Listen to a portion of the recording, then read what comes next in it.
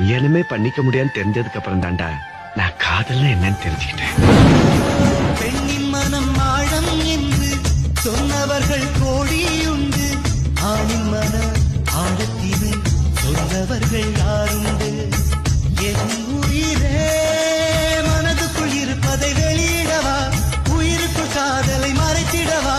மறுமுறை உனக்கென பிறந்திடவா? அதுவரை தனிமையில் அழுதிடவா? ஒரு முறை வாழ்க்கை, ஒரு முறை காதல், உனக்கென வாழ்ந்தால் அர்த்தமாகுமே. எனக்கு தினக்கு தின் தினக்கு தனக்கு தின் தின் தின் நானா.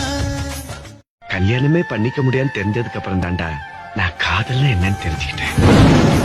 பெண்ணின் மனம் ஆழம் என்று சொன்னவர்கள்